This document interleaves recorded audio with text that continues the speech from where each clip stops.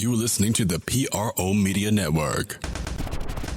The next level in entertainment.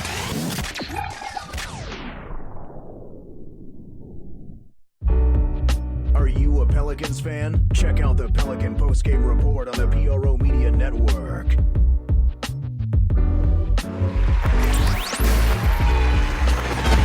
You're listening to the Pelicans postgame report on the PRO Media Network for all things Pelicans.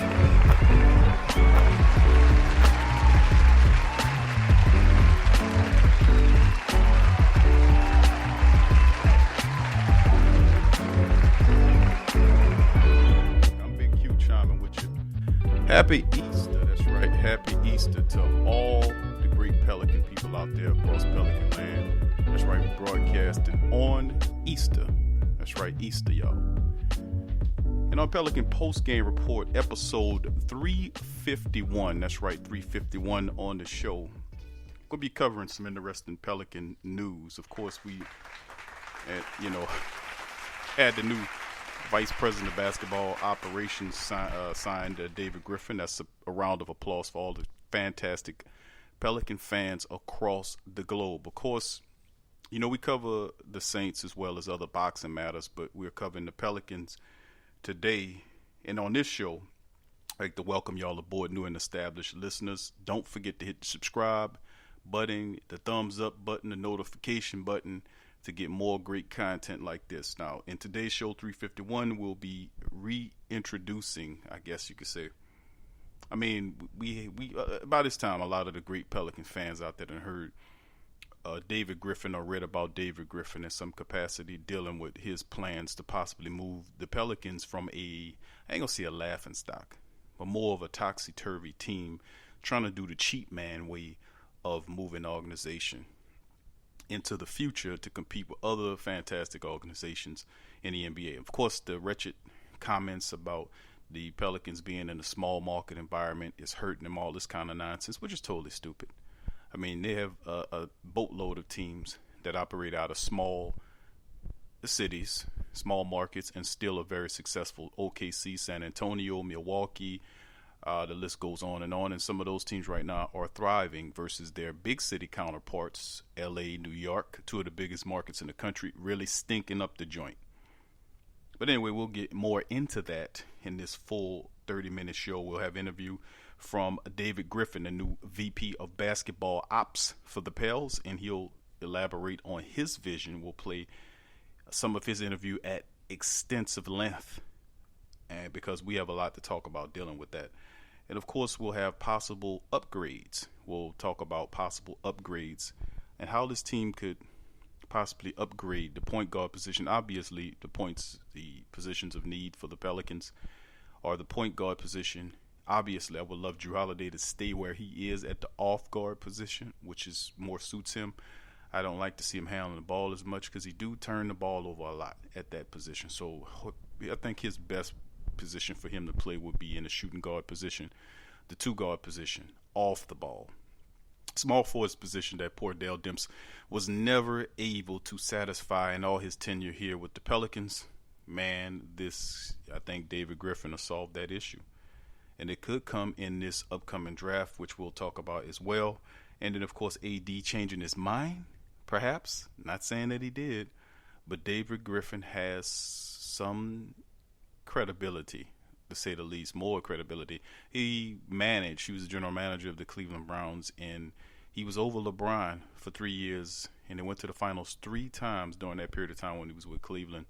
And ultimately, they did win a championship. So he has some great length of experience dealing with big personalities or dealing with superstar players. If you can successfully, as a general manager, deal with LeBron James, man, you can deal with Anthony Davis. But the issue is, can Anthony Davis and the Pelicans see eye to eye moving forward? That's a big question.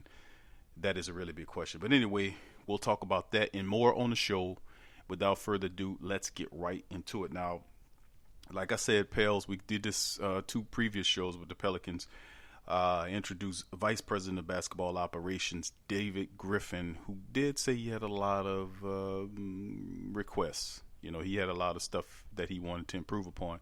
which by contrast to things that he was saying to Mrs. Benson and the administrators, the top team over there at the Pelicans, was he kind of gave me a look at what Dale Demps was working with versus what David Griffin is getting. You know, the guy wants an analytic department in which we didn't have much of an analytic department, if any. You know, he wanted to add more executives around him. Dale Demps was basically the general manager and vice president of basketball operations and assistant GM. He didn't have much staff around him to help him with the decision-making process. He's really a cheap man way to go if you look at how the Pelicans was running it. And I could pretty much see where Anthony Davis was coming from when he said that they don't take the Pelican organization serious. They just care about the Saints. Well, I have to give credit. What credit is due to Mrs. Benson because she's awesome. Tom Benson put his stamp on the Saints for many years, and the Pelicans could be her legacy. It could be her legacy because she's done a fantastic job holding it together, and she has hired the right personnel and basically made him the Mickey Loomis of the basketball side of things. And David Griffin said, I'm going to bring in a general manager and assistant general manager, have an analytic department, and all this kind of stuff. But anyway, let's listen to what David Griffin had to say when asked about the question of AD. Possibly working with Anthony Davis, working it out where he stays. Perhaps he's just using it as leverage to trade him. Who knows, man? You know, it's just chess being played here. But let's see when the reporter asked Griffin about Anthony Davis and other questions they're going to hit him with as well. So let's take a listen to David Griffin. Big part of taking this job is figuring out the Anthony Davis situation. How realistic do you think it is that you will be able to convince him that this is a place he wants to be? You know, I don't know the answer to that. I think in speaking to Rich, I think there's certainly an openness to it. And frankly, I think Anthony has some excitement about what we have the potential to do. At the same time, it's more about, are you all the way in or all the way out? And there's not going to be something where this is, I want to be here, but this is what we're doing, this is where we're going, and we very much want to achieve what we think you want to achieve. And hopefully he's as like-minded as the front office and ownership are. David, is it too much made about small market and things like that? Is that too much made over that, or is that a dilemma that you have to deal with? Yeah, so this came up in the interview process. The notion that small markets can't win is nonsense. We won in Cleveland. I mean, we had a parade. There was 1.6 million down there. So I can prove that you can win in smaller markets.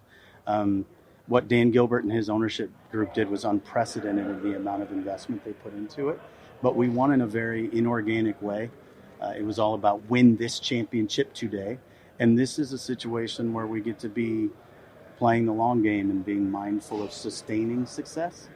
So it's a different thing. And I think for this city and for this community, it's really meaningful because it's not easy to just flip the switch and win a championship tomorrow. But if you start building sort of to the ethos of the city, you can build something that attracts the right people. And we want to build something that lasts and that means something.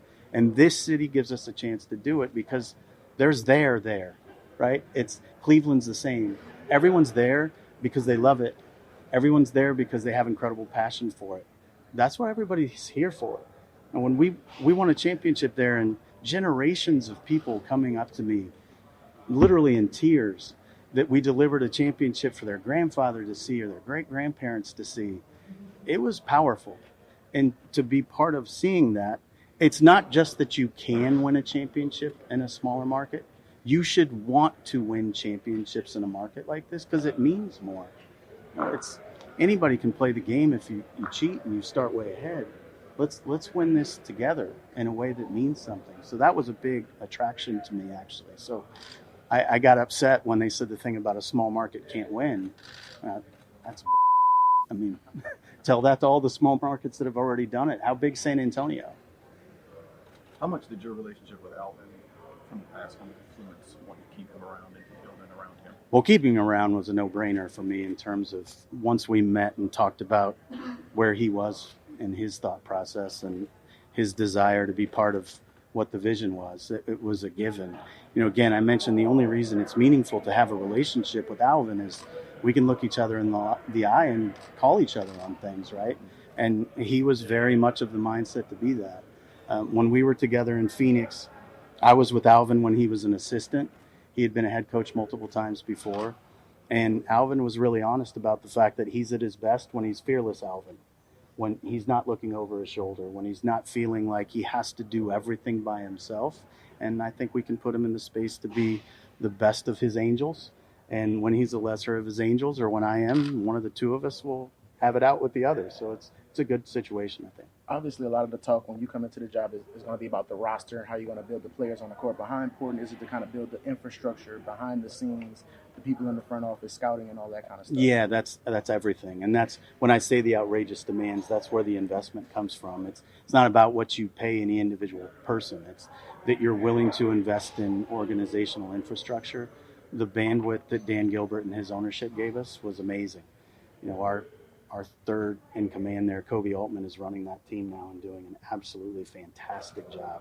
And it's because the infrastructure that exists there will run itself into perpetuity as long as they continue to elevate and support leadership. That's what you have to do here. You know, my biggest goal in all of this is whenever I get run out of town on a rail, and we all do eventually, this can sustain itself, and Mrs. Benson and whoever she wants to put in charge will know that they're starting on really solid footing.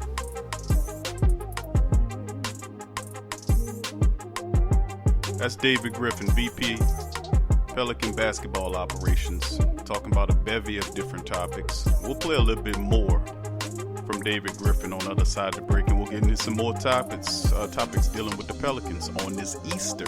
Happy Easter, y'all. We'll be back.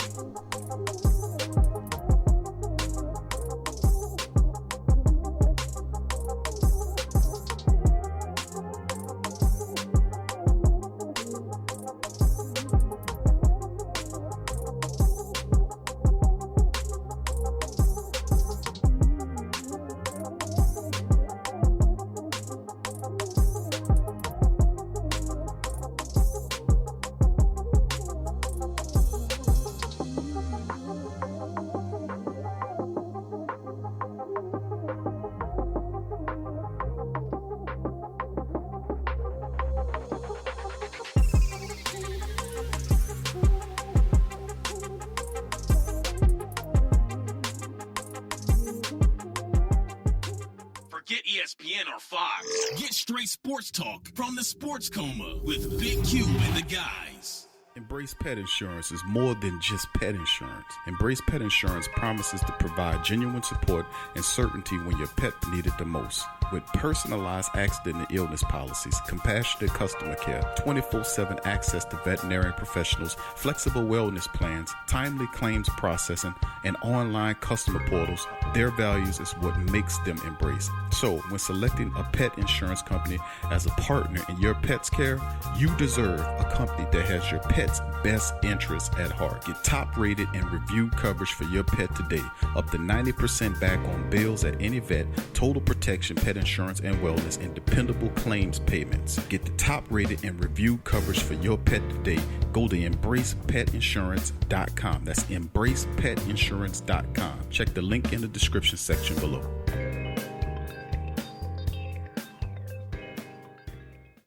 Get all the latest news and updates from your New Orleans Pelicans at the Pelicans Eye View, the new and official Pelicans Daily Journal, covering everything Pelicans. Attention, everyone. Get breakdown on games, free agent signings and potential moves, unbiased opinions and straight up facts with statistical analysis from G Balance. Go to www.thesportsdaily.com/Pelicans-I-View. Are you a boxing fan? Check out Ring Kings Boxing only on the PRO Media Network. Do you need a domain name? How about a host for your website that can work with WordPress? Try Namecheap.com. They make registering, hosting, and managing domain names for yourself or others easy and affordable because the internet needs people. Namecheap is an ICANN accredited domain register and technology company founded in 2000. It's one of the fastest growing American companies according to the 2018 Inc. 5000. Celebrating nearly 2 decades of providing unparalleled levels of service, security, and support. Namecheap has been steadfast and customer satisfaction with over 10 million domains under management. Namecheap is among the top domain registers and web providers in the world. They offer a full selection of popular and unique domains along with fully featured hosting packages, SSL security certificates, WhoisGuard privacy protections, and more, all at the lowest prices in the industry. So if you need a domain name or hosting or anything else, think Namecheap.com. That's right, Namecheap.com. Check the description section below for link. Sports fans are gearing up and saving big at Fanatics.com, the world's largest collection of officially licensed fan gear. From all the leagues, teams, and players you love, unique one-of-a-kind designs exclusively by Fanatics, and autographed collectibles from today's biggest stars shipped directly to your home. Join Fanatics Rewards for free to earn fan cash on every purchase. Shop now and for a limited time, get 20% off all orders. Fanatics.com, officially licensed everything. There's a lot of reasons to be a fan, but only NBAStore.com has all the gear. Are you a Pelicans fan? Check out the Pelican postgame report on the PRO Media Network.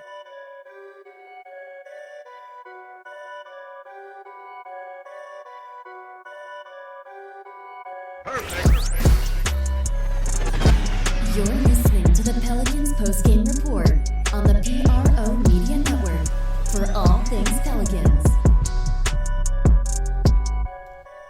For all things Pelicans, man. You're listening to the Pelican postgame report. I'm your host, Big Q. Happy Easter, everybody.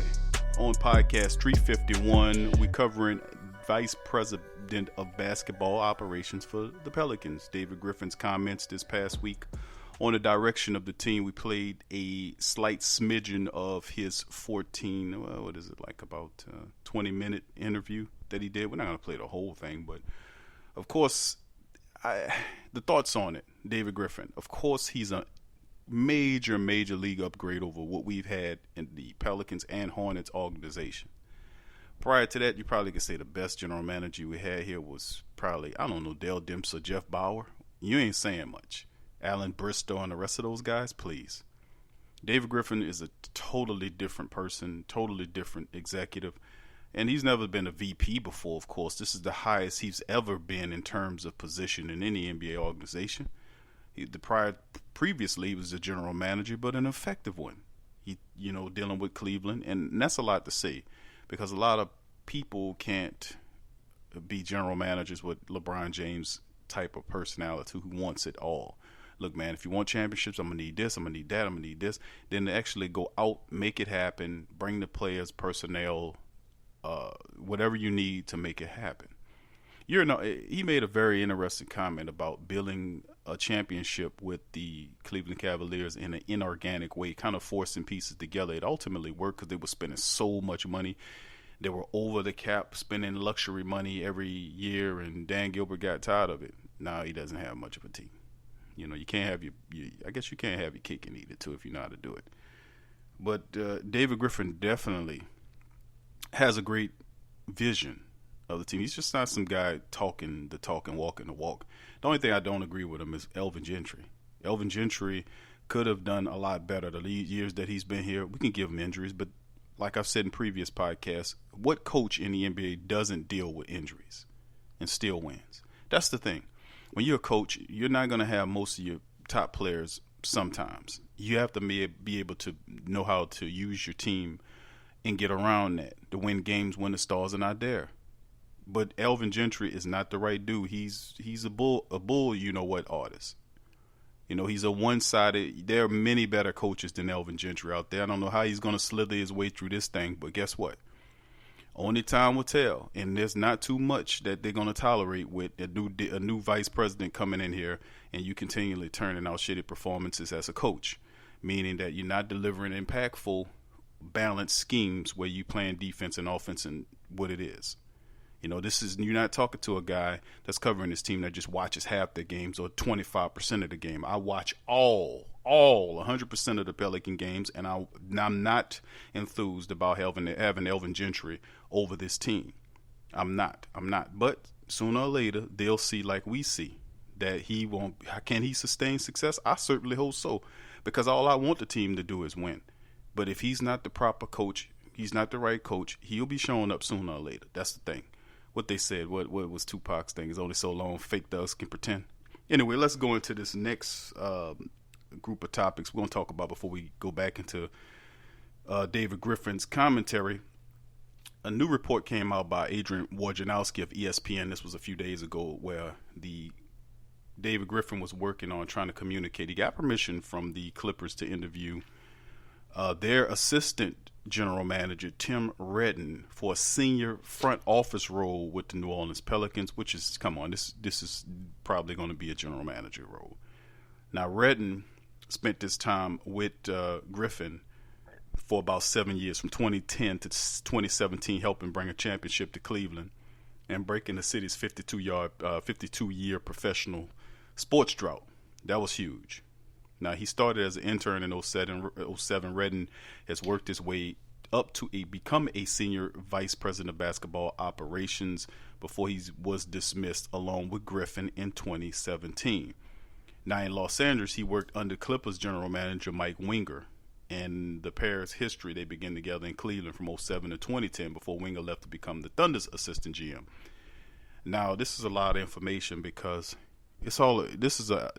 basketball is a fraternity and partly a sorority. So these people are going to work with the people they feel that they are more comfortable with. So he's just going to reach back into when he was general manager and pull the guys that he knows can get the job done. And Redden seems like a serious candidate to help, has a good relationship with Griffin, and we'll see how this progresses. This is still in the workings and going through. So as it stands, nothing much, but we do have some candidates for general manager. It's still Rojas, if you want to go and look at Langdon and the rest of those guys that interviewed for the general manager position. So there are options out there. How fast the Pelicans want to get this done, it depends, because of course, the draft is approaching, and then you have free agency, and the team everybody want to have that shared vision so they can guide going ahead. Now let's get back into some more of these topics. Hear a little bit of David Griffin again before we cover the rest of our topics for the end of the show. Here's Griffin. Limit us one way or the other, right? I wouldn't pigeonhole us into a certain timeline. I would say that I think team building, everybody's become really lazy in this area, and everybody looks at it as binary. You either have to be terrible and tank, or you have to be trying to win this championship. And the reality is that's not how this works. And what we have to do is make several small wins every day, and cobble those together. Every deal we make stacks upon the last one. And there's going to be things we do that you're going to look at and you're going to say, what on earth are they doing?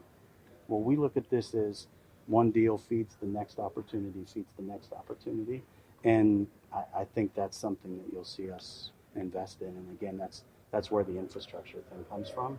We'll make a series of really good decisions, and hopefully eventually it all coalesces into we're a championship caliber team. I don't know how long that takes. Are there any specifics that in particular, they're obviously adding a G League franchise. There's some things that are already occurring. Is there anything you feel is taking them from an infrastructure perspective where they were kind of behind the curve to now you believe that this franchise can be ahead of the curve? Not really. I think, this is not a statement about what exists here at all. Sure. But when you go about the process of building infrastructure, you don't hire roles, you hire people. And I think what we need to do, and Chris Grant, my predecessor in Cleveland, said this very well, we need to get all the right people on the bus, and we can figure out what we call each other once we're rolling to the right place. And I think that's a really meaningful thing. I think the areas where you have the biggest ability to build competitive advantage in infrastructure, very much in performance and player care, is an area that I put a lot of weight on. It's an area that I'm very familiar with reworking and believing in. I think you can do the same thing on the analytics side, not necessarily relative to, we've got the greatest nerd cave in the NBA, which is what we called our group in Cleveland. It's not about that. It's, do we have the best ability to translate what the data reveals in a meaningful way? Because data is not an answer in and of itself. It's only useful insofar as the quality of questions you ask it to solve.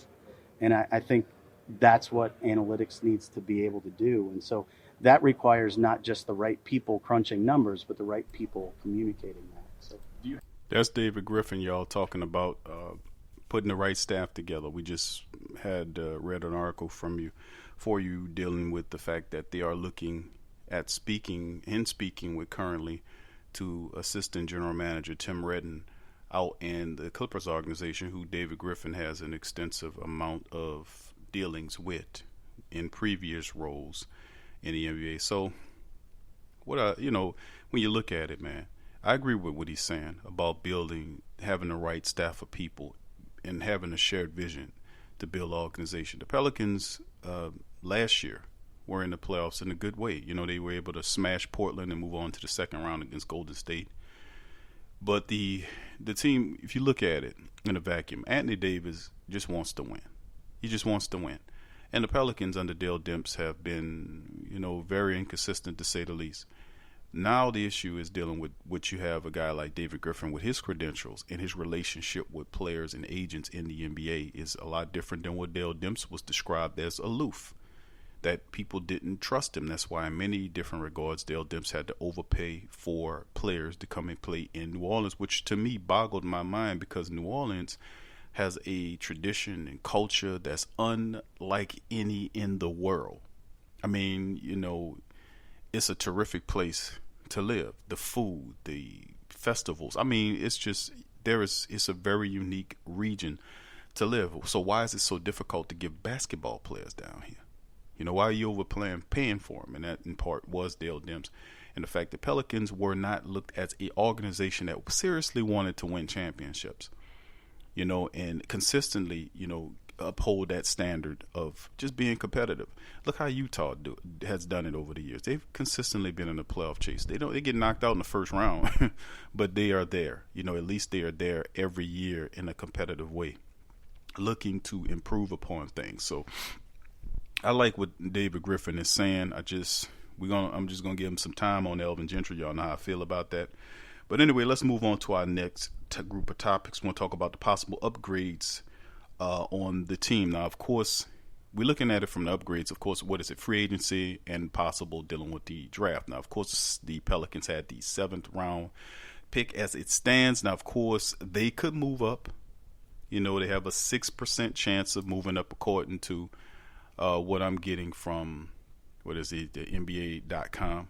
It's listed as a 6% chance to move up into, I think it's registered as there it is. All 3 teams, of course, the teams that they beat out, they have a 6% chance of winning it and a 26.3% chance of moving into a top 4 capacity. That's according to NBA.com. So we'll see exactly how the Pelicans will be able to get this thing done. A lot of lottery, it's got to fall a certain way for us. We'll see how it will work for the Pelicans. But from a standpoint of looking at some of the free agents that will be available, I mean, do we seriously think that the Pelicans might be able to land one of the top 10 people? We're talking about Kevin Durant, Kawhi Leonard, Kyrie Irving, Butler, Klay Thompson, Big Cat, who's restricted. I don't know if you want Porzingis because he's facing a rape charge. DeMarcus just had an injury. Al Horford is available. Kemba Walker might be priced out of your pair. Chris Middleton is a possibility, but inside the top 10, maybe not. But there are guys that you can look at the point guard position. I think the point guard position needs to be upgraded. Elfrid Payton, to me, is not the answer. They need somebody there that can kind of help score but distribute the ball as well. They need a good solid floor general. And I don't know if you're going to get this in this free agent class, but as far as that and a small forward, a person at the 3 spot to help take the pressure off and score. I mean, you have players in this free agency like Goran Dragic, who Elvin Gentry's had a lot of experience with when he was with Phoenix. So Goran Dragic has been linked with trades with the Pelicans before it just didn't materialize. Harrison Barnes will be available, and I've always been Harrison Barnes guy. It's like, man, Harrison Barnes would definitely help the Pelicans. It's just how much you're willing to pay a guy like Harrison Barnes next year. Then, of course, other interesting restricted people is Scary Terry Rozier and guys like that? Do you want to reach out to that? Then you have Kelly Oubre, who there was rumors about the Pelicans looking at Kelly Oubre as bringing him in at the small forward position. Of course, he's from this area, so I would love to have Kelly Oubre here. He's a very aggressive guy, good defender, can shoot the three-pointer, can run the court. Oubre is solid, man. It's a solid player for him. Then, of course, other players. You got Thad Young that's from the city. He'll be unrestricted. Kentavious Pope, I don't know if they want to deal with him in that capacity. They were interested in Terrence Ross. J.J. Redick is out there. Then there's but that's mostly at two guard. But it's kind of shallow when you look at the point guard position. Eric Bledsoe's another guy that's there. But, the Pelicans might look into the draft. They might look at free agency. There's possible trades involved. But when you get down to it in a draft, I don't know if a guy like Jay Morant from Murray State will be available. Darius Garland from Vanderbilt, he could be there. Carson Edwards from Purdue. Joshua Ubaseli is another guy that's from overseas. And there's LSU's Tremont Waters. He's kind of smallish, but the kid could play. So what do the Pelicans do? There's a lot of different options for the Pelicans, either free agency or, looking at the draft. Now, as far as the small forward is concerned, I recently seen a mock draft with the Pelicans taking Cam Reddish. I'll actually love that. Now, that'll fulfill the small forward position because he's outstanding. The 6'9", 205-pound small forward from Duke. He's excellent. Then you have Romeo Langford. He's another terrific player. Nasir Little, Keldon Johnson. These guys are fantastic small forward prospects that could really help add defense. These guys can play defense. They can run the floor. Some of them are pretty good three-point shooters. But if you look at a guy like Cam Reddish, who, if you're lucky, that kind of guy will be there for you. He has great size, 6'9", 205, and he's a tremendous talent. Can the Pelicans kind of pair him with Anthony Davis? And addressing the Anthony Davis changing his mind, of course, Griffin is speaking to Anthony Davis's agent about trying to feel out what Anthony wants to do. Anthony wants to win, and Griffin says, listen, AD, I want to win. Let's win together. Either you're in or you're out. Well, Anthony Davis already said that he's out. I'm already out. I won't out. But the changing of the guard, you have to lend an ear and at least sit down and listen to what the man is saying. And the man is Griffin. Listen up. A lot of people say, you know what, Q? Let's just get rid of Anthony Davis, get Tatum, get some draft picks and start again. But imagine this, and I've said this before, if they can talk Anthony Davis into staying and make some moves, maybe they can attract a Jimmy Butler, or what will we look like then? You know what I'm saying? You're dealing with a high pick in a draft. You retain Anthony Davis. You make a move and get another piece along with Drew Holiday. What will we look like then? Just think about it. But anyway, that'll do it for the show. Thank y'all for listening to the Easter edition of the Pelicans Post Game Report. Subscribe and share. Peace. You're listening to the Pelicans Post Game Report on the PRO Media Network for all things Pelicans.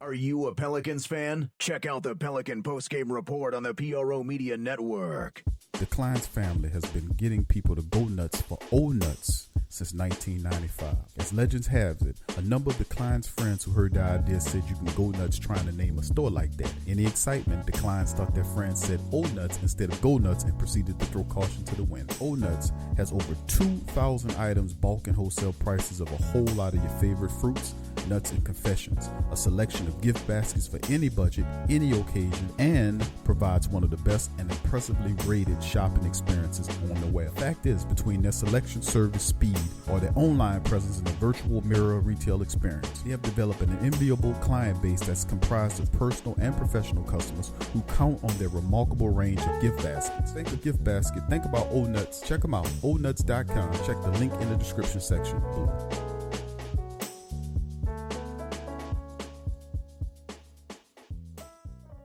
Tea is your escape. It's your opportunity to create a moment for stillness, for reflection, for yourself. It's your connection to a world of senses, flavors both exotic and familiar, energizing and relaxing. It's your retreat from an increasingly turbulent world. It's the perfect paradox of simplicity and complexity. Teabox.com connects tea to people, uniting the richest flavors of the finest teas with the curious, the cultivated, and the adventurous all over the world. The freshest tea you've ever tasted, from crop to cup. There's simply no simpler way to experience the wonderful complexity of tea. Teabox, packing up the freshness. Tea thrives on freshness, and so do they. Teabox temperature and humidity control facility ensure that tea is maintained. The teas themselves go into oblique bags with aluminum layers that protect them from excess moisture and light. With Teabox, shopping for fresh, loose leaf tea is easy because you make an informed purchase. You know exactly where your tea is coming from. So for the freshest teas in the world, check out Teabox.com. That's right, Teabox.com. Check the link in the description section below. Are you a boxing fan? Check out Ring Kings Boxing only on the PRO Media Network. Go to newfrog.com for all of your electronic gadget needs. Fast becoming #1 online seller of cell phone and accessories, consumer electronics, automobiles and motorcycles, home and garden items, 5D diamond painting crafts, electrical and tool supplies, computer and networking supplies, lights and lighting supplies, sports and travel items, toys and hobby supplies, apparel and accessory, mother and kid items, health and beauty items, and much, much more. Newfrog.com has up to 70% off on some products. And you can check out their weekly promotions for all the best deals. Remember, when thinking online electronics and gadgets, think New Frog. Newfrog.com. Check the link in the description section below.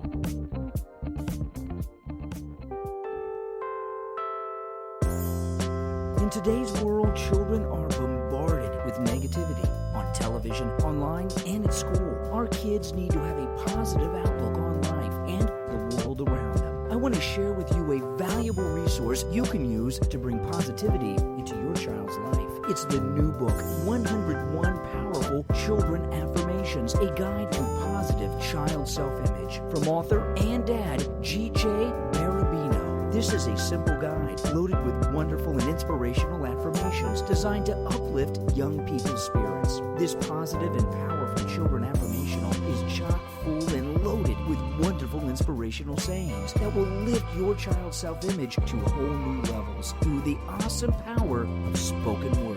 101 Powerful Children Affirmations, a guide to positive child self-image, from author and dad G.J. Barabino. Available on Amazon. Order a copy for yourself, your child's teachers, or anyone you know with children. 101 Powerful Children Affirmations, a guide to positive child self-image. Order your copy today.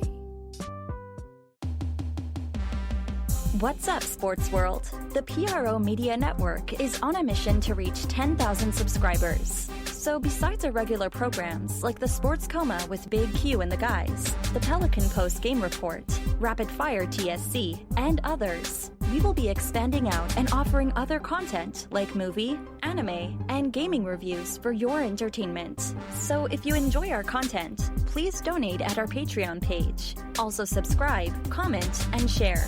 And help the PRO Media Network reach 10,000 subs. Peace.